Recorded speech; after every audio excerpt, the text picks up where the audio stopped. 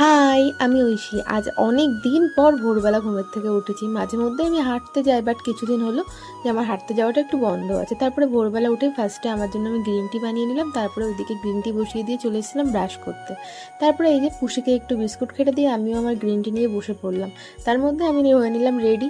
আর অনেক দিন পর আজকে হাঁটতে যাচ্ছি, তো একদমই ইচ্ছা করছিল না যেতে। তারপরেও ভাবলাম যে না, এইভাবে ঢিলেমি মারলে হবে না, যেতে হবে। তারপরে এই যে গ্রিন টি খেয়ে রেডি হয়ে বেরিয়ে গেলাম। আর আমি একা যাই না হাঁটতে, আমার সাথে যায় আমার একটা ফ্রেন্ড। আমি যাচ্ছিলাম না বলে ও অনেকদিন ধরে যাচ্ছিল না। আর সত্যি কথা বলতে আমরা দুজনেই প্রচুর অলস। সেদিকে আমি রেডি হয়ে বেরিয়ে গেছি, তখনও প্রায় একটু অন্ধকার অন্ধকার ছিল।